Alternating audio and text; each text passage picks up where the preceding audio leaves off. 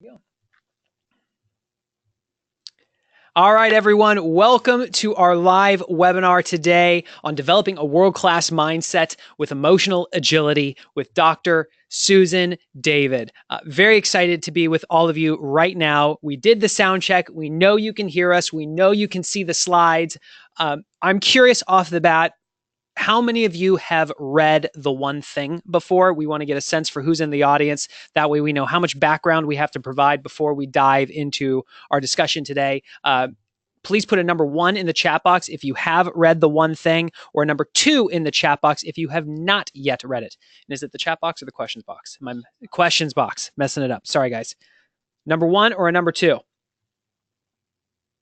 You tell me what's coming in. Lots of number ones. Lots of number 1s. All right. Couple of number 2s. All right, so then we will blast through the high-level overview of The One Thing, since it seems like most of you have read it, and then we will dive into today's training. This was co-authored by Gary Keller, who co-founded Keller Williams Realty, largest real estate company in the world, and his co-author Jay Papasan. On the bottom of the book, and you see it in the little red letters, it says the surprisingly simple truth behind extraordinary results. We're not talking about ordinary results. We're not talking about really good results. We're talking about extraordinary results, the type of results that most people never achieve. What is the surprisingly simple truth to achieving those? Well, it starts with what we call the focusing question. What's the one thing I can do such that by doing it, everything else is easier or unnecessary? Every single day we wake up and we feel like there is so much that we have to do and there is not enough time. How do you, in a world of constant distractions, narrow your focus down to that one thing that you can do, such that by doing it makes everything else easier or unnecessary? The power and the payoff when you do this is, many of you are familiar with the 80-20 principle, the idea that 80% of your results come from just 20% of your efforts. We encourage you to go even further to narrow it down to that one thing. And when you do that, you can apply it to any area of your life, whether that be your spiritual life, your physical health, your personal life, your relationships, your job, your business, your finances. We all have a one thing really for each one of these areas. So it's not that there's just one, but there's one thing you can do for each of these areas that will have a massive payoff. The challenge most people have is they try to tackle all the areas or multiple areas at once. We again suggest that you start with one, prove to yourself that you can get a win there. When you do that, you end up unleashing what we call the domino effect. A researcher named Lauren Whitehead wrote in the American Journal of Physics that a single 2-inch domino could not just knock down another 2-inch domino, but could actually knock one down that was 50% larger. So a 2-inch domino could knock over a 3-inch domino, 3-inch domino, 4.5-inch domino, so on and so on. When you get clear on that one thing that you can do and you focus on knocking that thing down first every single day, you end up unleashing this geometric progression. You experience this hockey stick growth in your life, and that's when you get the extraordinary results. So that's the high level overview of the book. If you want to learn more about it, you can go to theonething.com. You can also listen to our podcast anywhere you get your podcast today. And the purpose we are here today, I know you're not here for me, you're here for this one right here, Dr. Susan David. And I got to tell you, she's hilarious. She's going to bring the thunder today. So Susan, will you please unmute yourself and say hi to everybody? And we are going to, or do I need to unmute her? I probably need to unmute her, and we're going to take screen sharing away. So now you should see my face. If you can see my face, please go ahead and put the number 3 in the chat box. Susan, I probably have to unmute you on my end. Because I muted you last time. And here. So connect, unmute. And unmuted. Oh, there you are. Thank you. Send webcam request. So you should see it come over. So now we can see your pretty face and your stellar headphones too. Aren't they gorgeous? Yes. Hold on. You gotta accept the request so that we can see your face as well. Okay. Boom. Done. What did I say? We did it. Stellar headphones. Yes, people. Yes. I told you we were gonna have some fun today. So Susan, let's just get straight into it. What is emotional agility? What does it take to develop this world-class mindset? Absolutely. So the focus of my work is on this idea of emotional agility. And put really simply, it's answering this one question consistent with the one thing. The question is, what does it take internally in the way we deal with ourselves, our psychology? So that often includes our thoughts, our emotions, the stories that we tell ourselves. What does it take internally to thrive? Because what we know is how we navigate our inner worlds drives everything, drives every aspect of how we love, how we live, how we parent, how we lead. And so the focus of my work, my background is as a psychologist, a clinical psychologist, and then working in organizations. The focus is really asking, what does the research really tell us about what it takes to be effective internally? This is hitting home for me just because of the amount of work I've been doing internally in terms of growth. And I even heard recently that anytime you're having a conversation, it's not one conversation. There's a conversation I'm having with you. There's the conversation you're having with me, the conversation I'm having with myself, and the conversation you're having with the self. And most of our conversations are with ourselves. And hey, Susan just happens to be there. Absolutely, absolutely. And so often it's that inner voice, that inner conversation, those inner emotions that actually shape whether we put our hands up for the project or whether we actually throw our hat into the ring for a particular pitch, or even how we interact with our kids when we're stressed. It's that inner conversation that really shapes so much of our lives. Where do we start? Because I don't remember what grade I learned to reflect inward instead of looking outward. Oh, yeah, that never happened. So, how do we begin that journey? Well, I think the first thing to recognize is that so much of what we are taught is actually at odds with our well-being. So we live in a society, particularly in Western societies, that tell us that we should be positive, we should have a good attitude, we should be happy, we should strive for happiness. Now, don't get me wrong, I'm not anti-happiness. I'm a very happy person, and I wish I'd have bought it today. I edited a 80-chapter handbook called the Oxford Handbook of Happiness. You know, what do we know that helps to cultivate happiness? But what's really fascinating is that so much of what we are taught about is this idea of positive thinking, and that positive thinking really matters so much. And yet there's a large body of research that challenges this, that shows that people who overly strongly strive to be happy actually over time become more and more unhappy.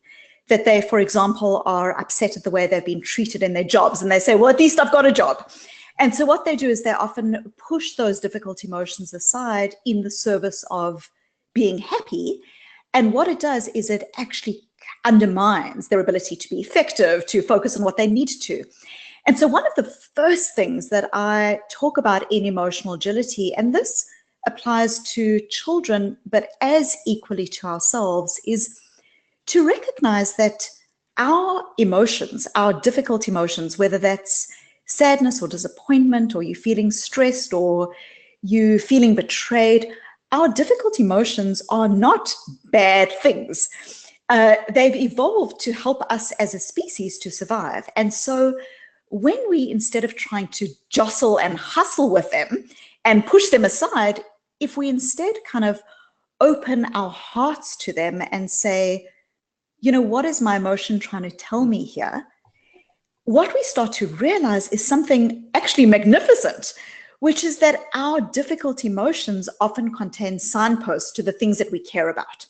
So for example, if you're feeling guilty as a parent, what that's often telling you is that your presence and connectedness with your child is important. Or when you're feeling undermined at work, what that's often telling you is that a sense of fairness and equity is important to you. So one of the first aspects of emotional agility is actually doing away with so much of the noise that gets in the way of us having a clean relationship with ourselves. And that is to open our hearts to our emotions and what our emotions are telling us, and try to learn from them. Now, one really important caveat to this is that I like to say emotions are data, not directions. They are data in that they contain signposts to things that we care about, but they're not facts. And so often we treat our emotions as directions. I'm being undermined, therefore I'm just going to shut up. Or the person's an idiot, so I'm just not going to share this information. Or, my husband's starting in on the finances, so I'm just going to leave the room. When we often get uncomfortable with things, we treat our emotions and our thoughts as directions. They're not. They're data, but not directions. Can we pause real quick so that I can critical. Recap and clarify? Absolutely. Yes. What I heard you say is, first and foremost, recognizing that every emotion serves a purpose. You're talking to the guy who pretty much radiates sunshine and rainbows every single day. I am Mr. Positive. My assistant over here is just cracking up because of it. Yeah, that just happened. And I remember learning, like, don't focus on the negative, focus on the positive. What I'm hearing you say, Susan, is that it serves a purpose to open your heart up, to provide the space for it where you can acknowledge the emotion and ask, what purpose is this serving? Not that, hey, I'm feeling undermined, therefore going to go tell my boss to read between the lines.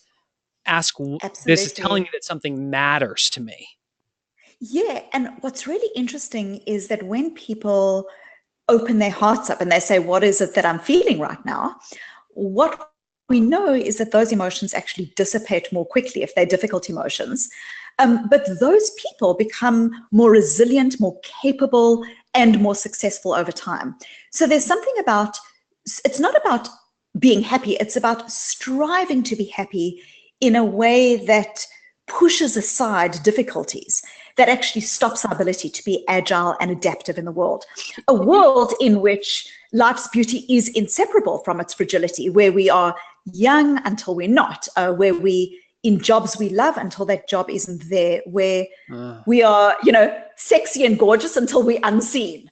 And so only when we develop skills that help us to deal with the world as it is, not as we wish it to be, do we become more capable and effective in all aspects of our lives. Can you share an experience of what this has looked like for you? Because I'm hearing you say this from a 40,000 foot level. It makes sense to me, but where in your life would, quote, the average person have really gone into the negative emotion and you were able to acknowledge it and look at it for what it is?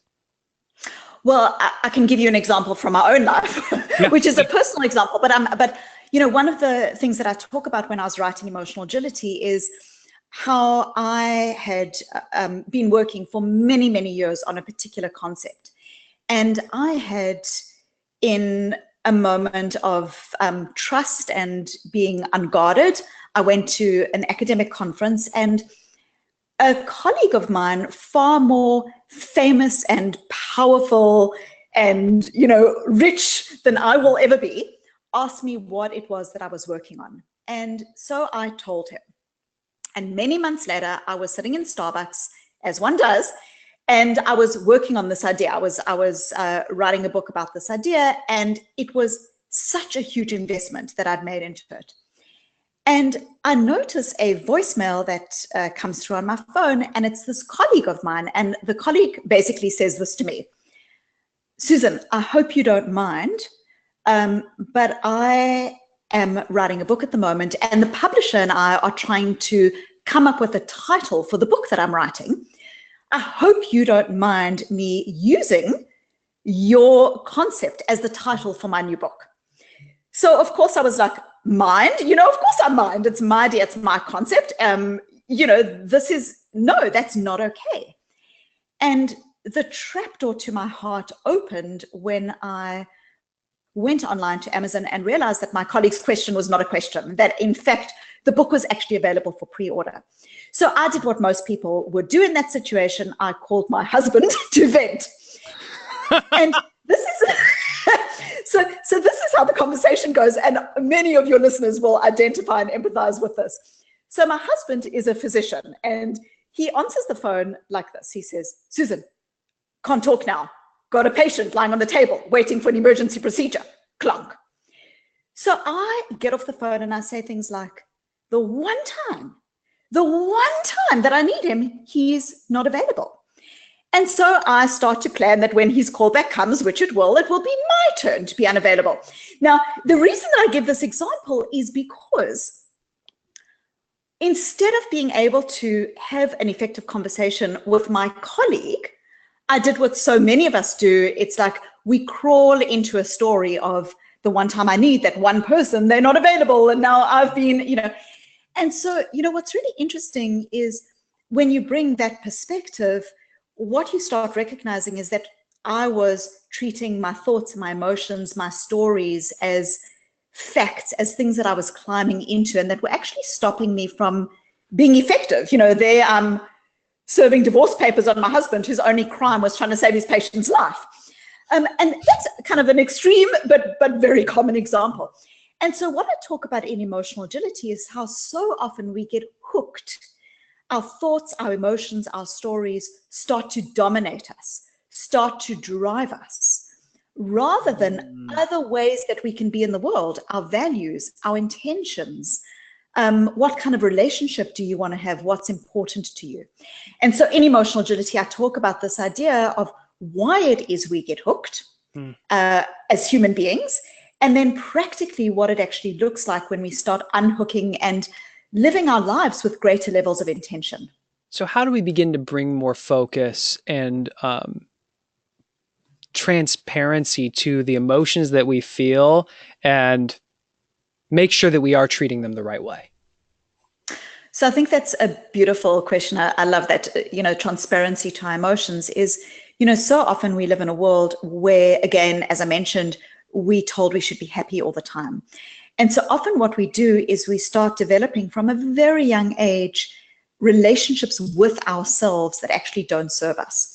Often we'll do, for example, we'll bottle our emotions. We'll push them aside. We'll say things like, I'm unhappy in my job, but at least I've got a job.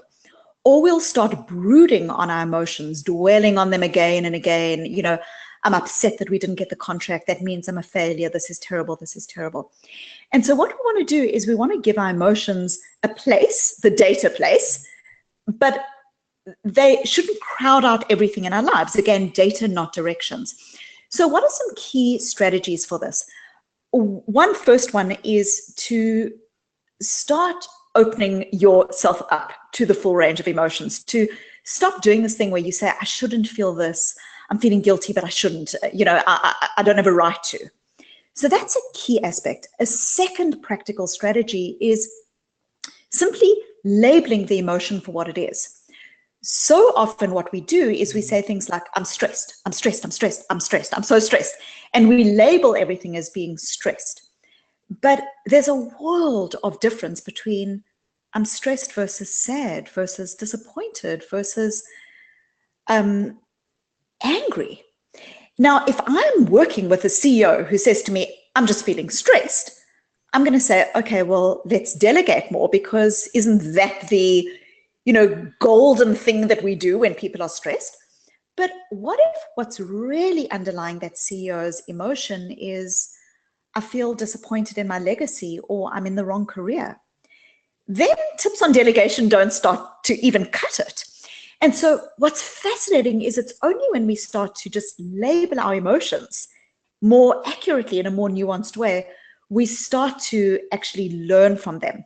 There are other strategies that I can share as well that are very, very practical, but that's real a start. quick. Let me know. And this is also just from listening to some of your past interviews, is the difference between saying I am stressed versus I am feeling stressed. Is that part of the shift? Critical. So you mentioned earlier that you do a lot of mindfulness, and mindfulness, of course, is about noticing your thoughts and feelings for what they are. Thoughts and feelings. They are important, they're useful, but they're not everything. So when you start to notice your thoughts and feelings, what that does is it starts to create space between you and the emotion. An example is when you say, I am anxious or I am stressed. You can see that what you're doing is you are 100% of you. The I am of you is stressed or anxious. Your being is a being of stress and anxiety. Everything. So if you start doing something super simple, I am noticing that I'm feeling stressed. There it is. I'm noticing that I'm feeling anxious. I'm noticing the thought that my colleague is an idiot and that I'm starting to shut down. I'm noticing the urge to. What you do is you start to create the space. Now, just critically, why is the space important? Viktor Frankl, who survived the Nazi death camps, writes, and describes this incredibly beautiful idea, which I think is the power of every single one of us to harness. And it's this: between stimulus and response, there is a space. And in that space is our power to choose. And it's in that choice that comes our growth and freedom. When we are hooked, when we're using our thoughts, our emotions as fact, there's no space between stimulus and response. So our thoughts are telling us to do something. What we want to try to do is create a space, recognizing that they're thoughts. And when you open up that space, what do you insert into that space? You insert choice, values, intention. Who do I want to be? What is the one thing that matters to me now? I'm just going to pause, let that sink real quick for people. If you walk away, because this is always about bringing value to you, we love and we honor you for being here, whether you're here live, whether you're listening to this on the podcast later. If you just walked away from this with the intention of every day acknowledging your feelings instead of saying, I am stressed, I am anxious, and saying, I'm noticing that I am feeling stressed, we would be curious what the payoff would be for you there. Susan, there's one thing I heard you say before that was such a writer downer, and I rewound it like 3 times. And it was that discomfort is the price of admission to a meaningful life. What does that mean? So again, we are told that we can fix everything in our lives. You know, if we don't like our cell phone, we can go buy a new one. If we don't like our marriage, we can find a new partner. And so often what we try to do is we try to do the same with our thoughts and emotions. We try to fix them so that they are desirable, so they're happy, so these kinds of things. And so again, we start getting into this very difficult space. And what becomes critical to recognize is that, you know, even if you are feeling stressed, even if you are feeling betrayed or sad or you in grief, those are, you know, and I talk about my own experience in the book of my dad dying and some of the things that I went through in this experience is those are, you know, critically important aspects of the beauty of human fragility. And so, you know, we don't get to have a meaningful job or to have a meaningful career or to raise children without experiencing some level of stress and discomfort. And so discomfort is the price of admission for a meaningful life. You know, if you decided you were going to climb Mount Everest today, you wouldn't expect that climbing Mount Everest was going to be like a walk in the park, you know, with a cafe latte in your hand. Sounds pretty good. You would expect, you know, if you were going to climb Mount Everest, you would expect there to be some cold, dark, lonely days. And that would be part of a values-aligned experience for you.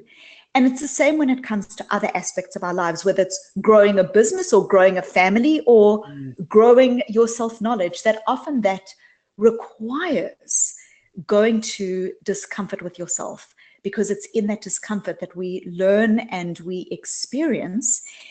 And the opposite, where we are in a space of comfort, is often a space of atrophy.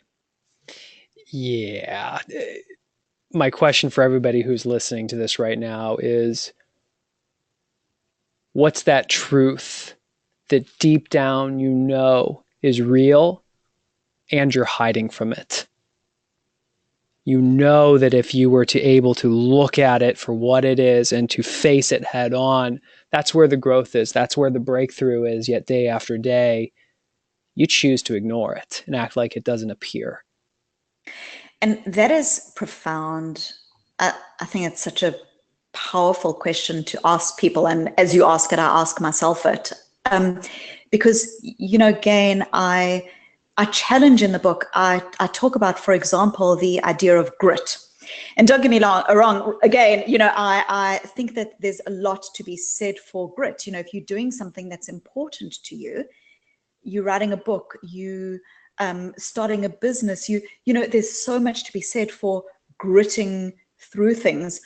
But the caveat is that those things need to be values aligned. They need to be things that you have a chance of success at. There are a whole lot of criteria that make that grit worthwhile. And so one of the things that I talk about in emotional agility is this idea that we've got to know when to grit, but as equally, we also need to know when to quit.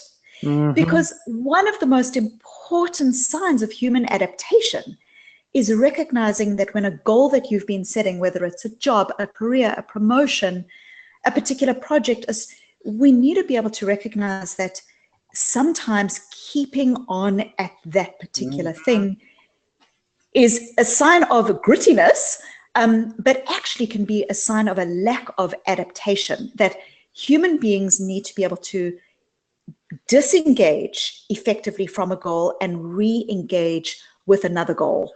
And that becomes critical, because otherwise you start getting into the space where you're so busy doing the busy, even if you've said that busy is important, but where you aren't being attentive to what is the truth in your heart that allows you to be more adaptive and effective. Okay, you've given me two rabbit holes that I knew I wanted to go down. I'm going Go. to choose one first, because you've said this word so many times, values. The reason that people saw me step away is because I had to draw this out. This is on page 134 of the book. We call it the iceberg analogy. The challenge is that most people in their life just look at what's above the surface. Profit, or the results that they get, and productivity is the actions that they take. And when they're not happy with the results, they just focus on taking different action, and they wonder why they don't end up living a life they want to live. Well, the answer is beneath the surface. You can't get results if you don't take the right actions. You can't take the right actions if you don't know your priorities, and you can't know your priorities if you ultimately don't know your purpose. This is where the big question mark for our audience is, Susan, is that journey to discovering the purpose, the journey to us discovering your values. How do we begin to make values-based decisions?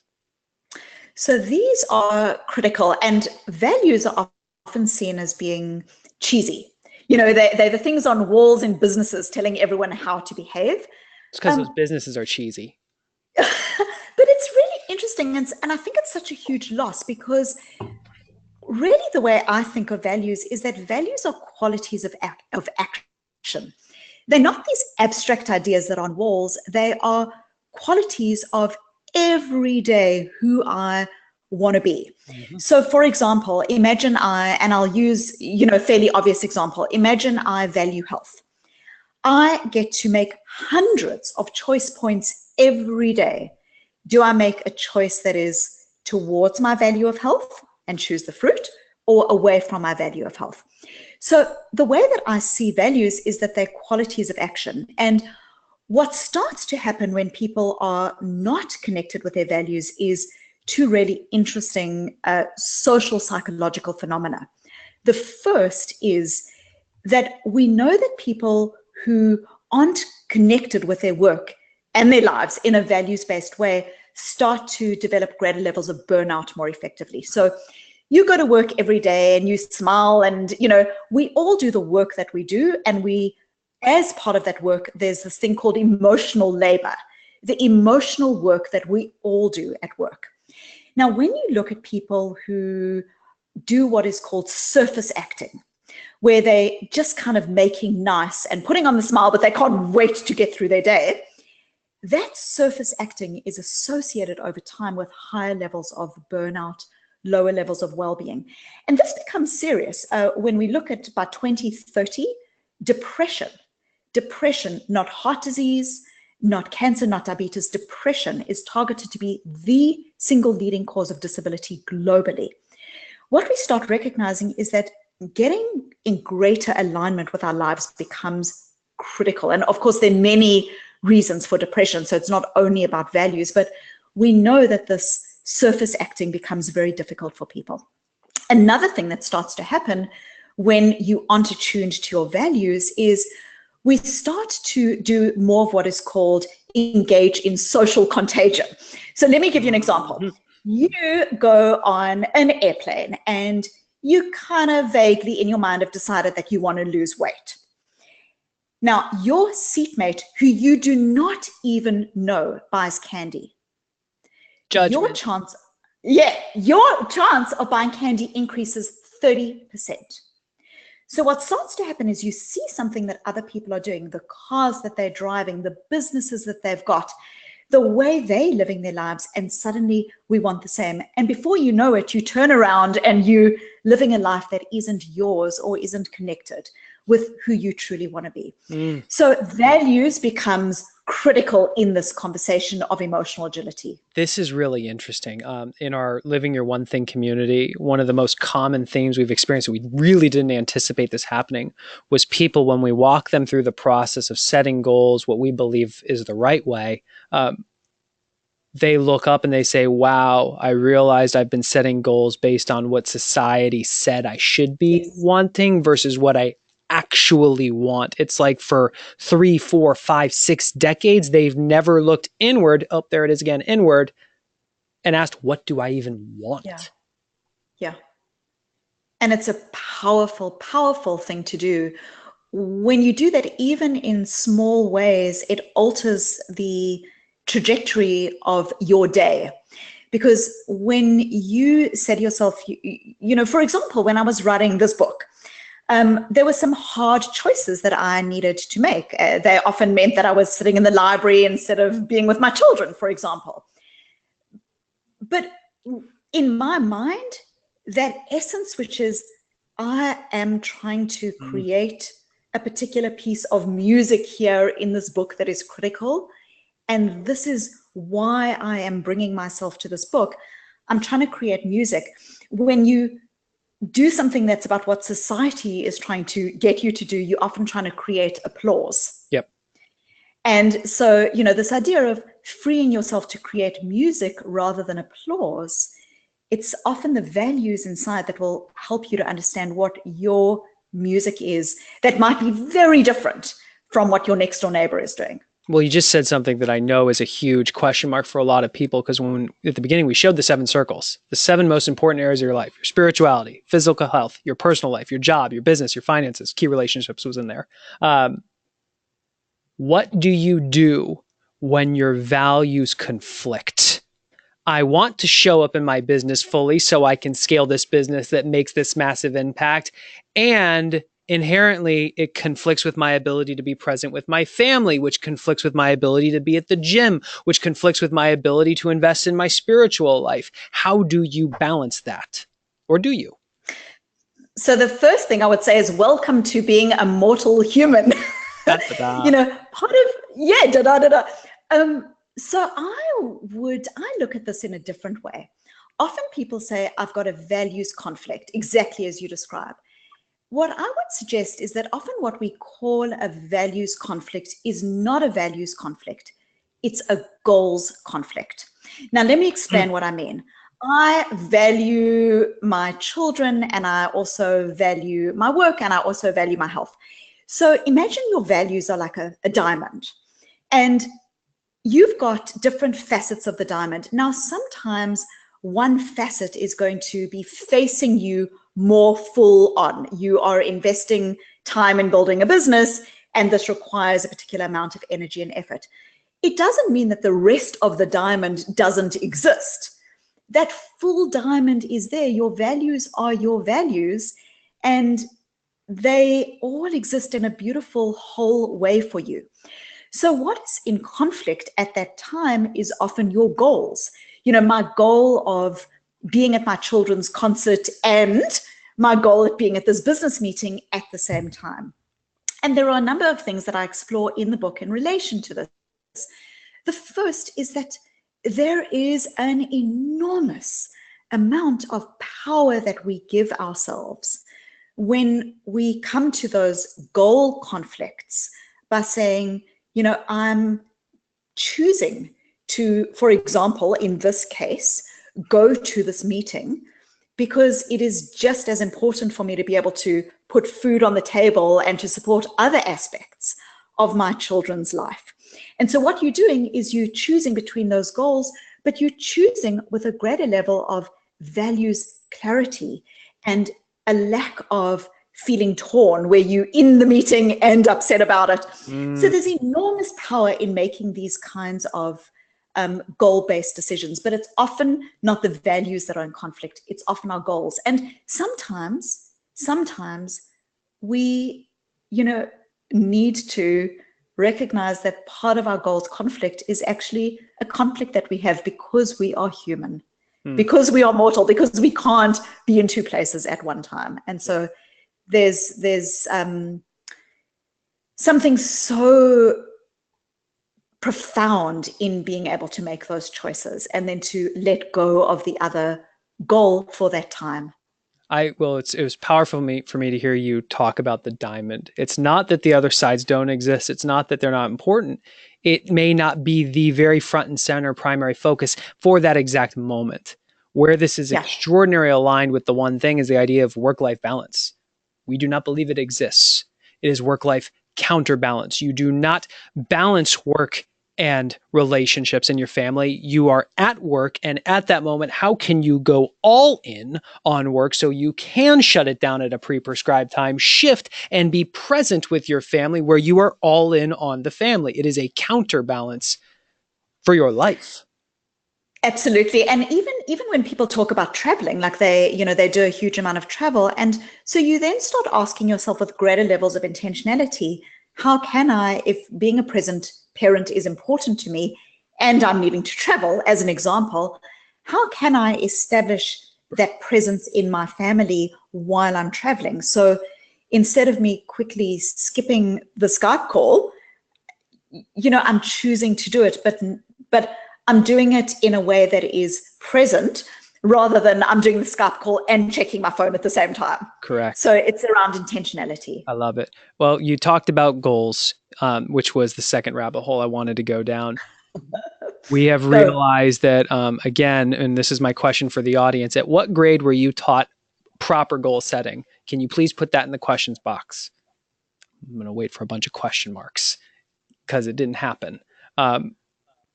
Talk to us. A lot of us set goals. What we have discovered in the thousands of people that we have worked with, they set goals based on what they want.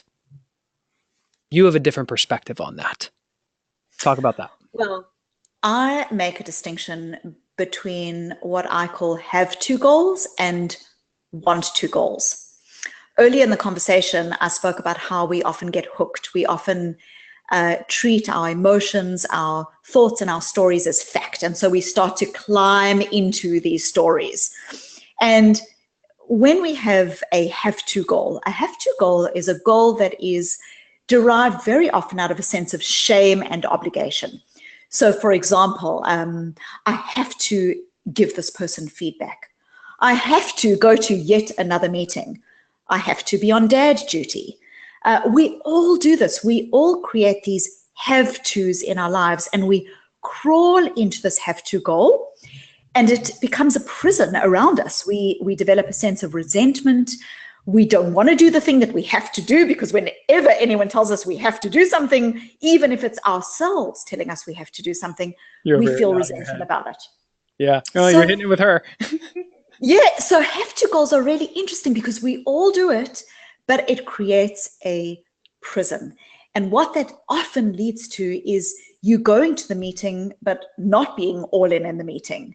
You are on your, supposed dad duty, but again, you're checking your phone.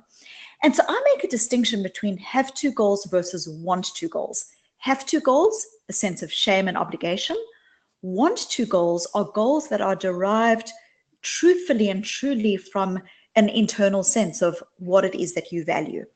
So the examples that I gave earlier, a want to goal might be, I want to truly have a authentic relationship and an effective relationship with my team.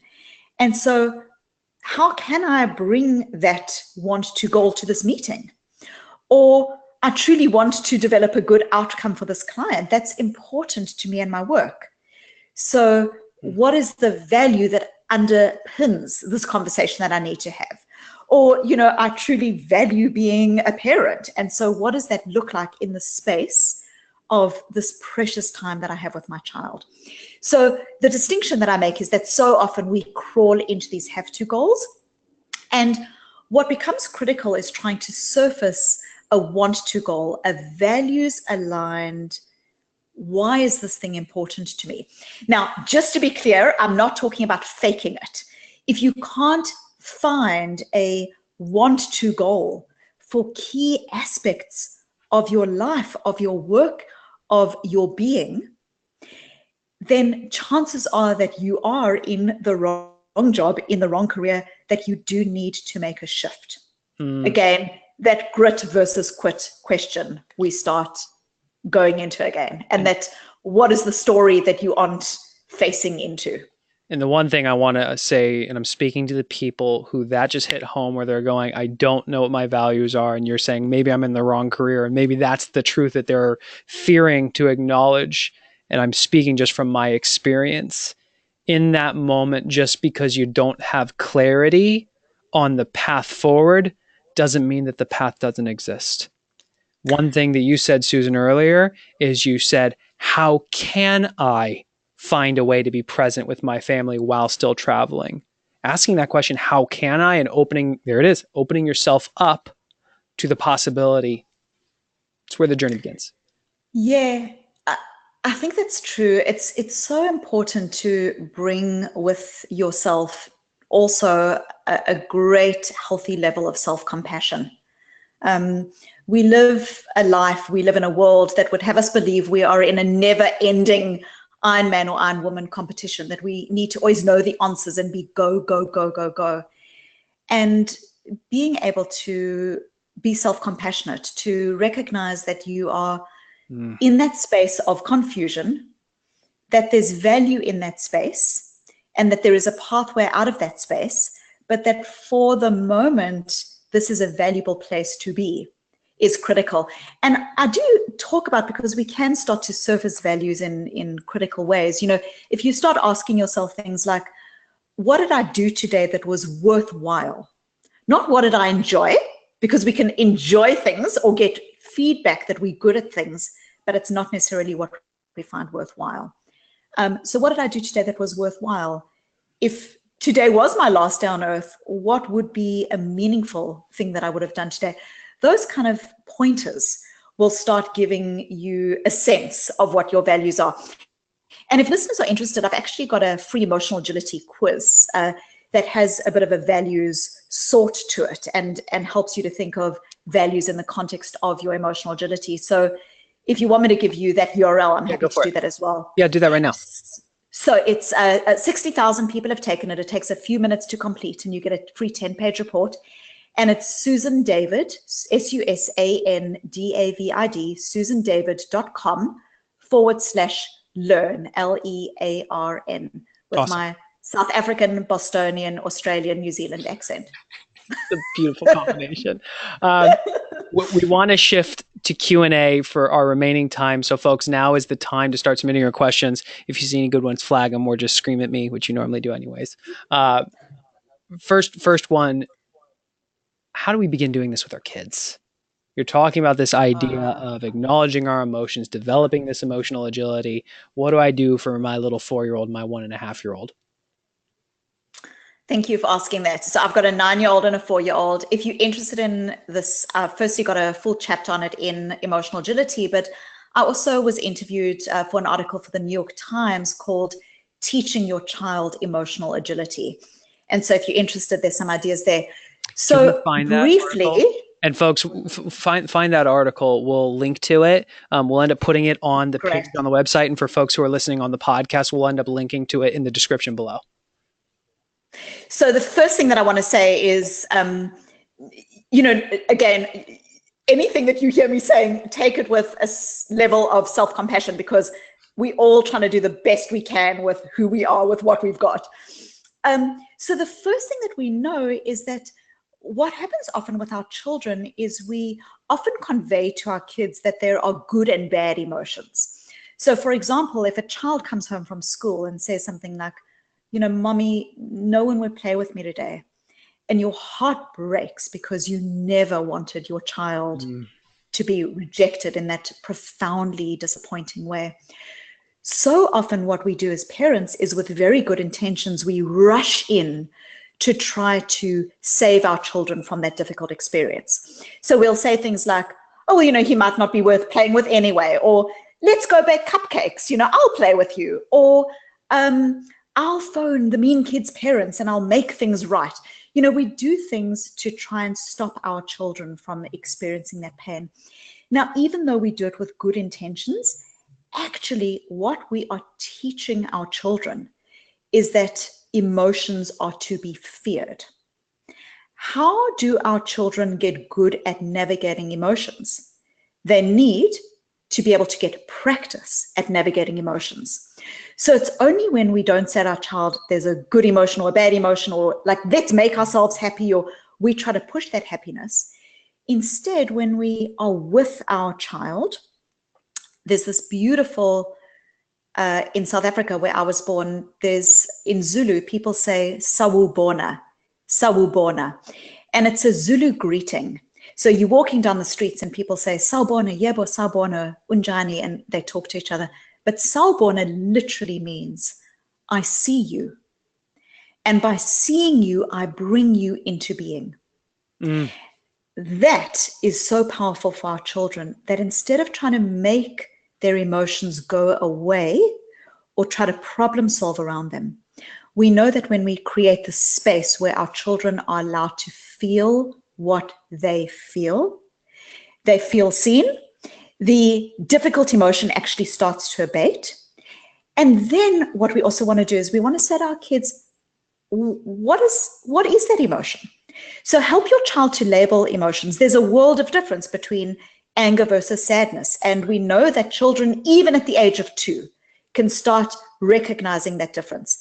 When you're reading your kids' books, how does Betty in this book feel? How does this person feel? You're starting to help the child. And then very last is, instead of trying to put in solutions for your child, instead ask them, what can they do that would help them to feel better? Do they need a bit of time by themselves? Do they need to be with mommy a bit? Is there something, what would help them? What you're helping the child to do is to recognize in themselves that things that they do can ultimately shape their emotional experience.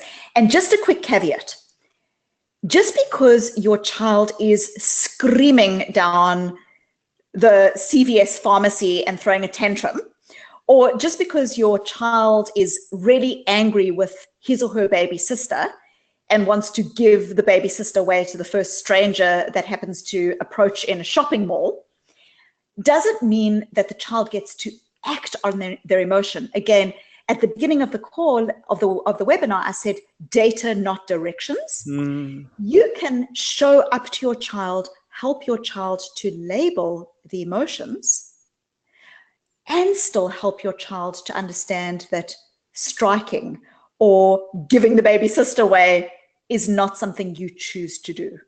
What kind of brother do you want to be in this situation? My wife and I will be listening to this one together later, because that was just not in a negative way, super helpful. Next question came from Shanda. How can I start to incorporate this with my team and in my work? Thank you. A really important question, and one that I talk a lot about. It's firstly, again, in organizations will often use language like, I'm stressed, I'm stressed, I'm stressed. Or they won't necessarily do the just be happy, but they have much more of a just get on with it. Let's just get on with it. Things might be going wrong with the project, but we just get on with it. And what starts to help us to be more effective as leaders is when we don't go into the space of there are emotions that are okay and not okay. So sometimes, for example, you hear leaders saying, well, there's change going on in the organization. Are you on the bus or are you off the bus? I don't know. And people are complex. People can experience anxiety about the change and happiness and worry about what it means for their job. And so as a leader, what becomes critical is creating space where, again, there's no wrong or right emotion, but rather where I see you, and by seeing you, I bring you into being. And another thing that we can do is we can start with our teams recognizing, yes, there's all this change going on in the organization. Yes, the market is competitive, but what are our values as a team? What are our shared values? So who do we want to be as a team, even in the context of the chaos? how do we want to respond and be effective with one another? So those core ideas, and again, it's something that I explore in the book, but those core ideas become critical, creating a safe space where emotions are okay. Awesome. And where you start to create a shared sense of value. Cool. Thank you. You got any good ones over there, Inez? How do we deal with the guilt? How do we deal with the guilt of the feeling as if we've made the wrong decision in any situation? Ooh, who's that from? David. David said, how do we deal with the guilt in any situation where we fear if we've made the wrong decision? So, David, the thing that I would say is that, again, this idea of self-compassion, often we think of self-compassion as being, oh, you aren't being honest with yourself, or it's a sign of being lazy. So this idea of self-compassion seems very weak socially. What we know is that people who are self-compassionate are actually more honest with themselves. They're more motivated because they're creating a safe psychological space where they're able to say, gee, I did the wrong thing here, and I still love myself and I still accept myself because I did the wrong thing. So I would say healthy dose of self-compassion, recognizing that you did the best you could with who you are, with what you've got, and with the information that you had at hand. And even if you could have made a different decision, you still did the best you could with who you've got, with what you are. And then the second thing I would say is that our difficult emotions often contain signposts to things that we care about. So beneath your guilt, there is often a value. I didn't do well by my team in this situation, or I betrayed someone in a way that is wrong here. Instead of focusing strongly on the guilt, hold that guilt lightly, but ask yourself, what is the value that is underneath the guilt? And how can I bring myself more effectively every day towards that value? Dude, that's good. I'm writing that one down. Okay, got it. I want to just underscore what you just said because it's so aligned. One of the number one things we hear from people who have read the book is, I love the book and I struggle to live the book. You're talking about your book, not mine, though. Not my book, Gary and Jay's book. Their book. No, correct. I'm teasing. And here's why. It comes down to what you just said, that self-compassion.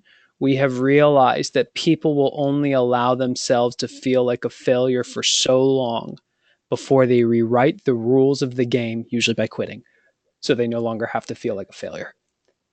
Recognizing that the road to mastery is a lifelong journey. It is not a destination. There is no arrival. And every single day you will fail. The question is, how are you getting better? Yeah. And if you allow yourself to fail, but you're still gentle with yourself. I mean, I loved writing this book, and the book's done very well, but I wrote a book that failed, a previous book. I dropped out of university. All of us, we when we talk about goals, there's this veneered sense of linear achievement. And achievement, whether it's, achievement, I mean, sounds like an end goal, but the journey is not a linear journey. So when we recognize the humanity, this idea that we need to be self-compassionate because we are human and we are fragile, that becomes a gift that allows you to learn and tweak and to move on effectively. And, just one other thing that I wanted to say with this is often that journey requires a huge amount of courage, because you go into spaces that maybe feel uncomfortable. Gee, I'm in the wrong career, or gee, I've done something and I can't get that thing back that I've now betrayed. Like, that takes a lot of courage. And so again, the positive veneer over it approach would say something like, well, do away with your fear. Do away with your fear that you've got about the situation. But what I say is, courage is not an absence of fear. Courage is not an absence of fear. Courage is fear walking. Courage is being able to notice your fear, your guilt, your anxiety, your stress, and make choices that are values congruent. So courage is not an absence of fear. Courage is fear walking. That's powerful. That's where we're going to wrap it, because I want to leave people with that message and to sit with. Folks, if you would like to get a copy of Susan's book, where is the best place they can go, Susan? Your local bookstore or Amazon. Awesome. And if you guys, we do have an agreement with Audible. If you go to audible.com/one thing and you sign up, you'll get a free, if you don't have an account yet, you'll get a free credit, which you could use for emotional agility. Otherwise, well worth the credit as well. So Susan, thank you so much for the time. I look forward to continuing to grow the relationship, and I would love to do another interview down the road with you. I would love that as well. Thank you so much. Awesome. Thank you. All right, folks, thank you very much for your time, your attention. If this has helped you, please let other people know about it. It'll be released on the podcast within the next few weeks, and we will go from there. So thank you very much.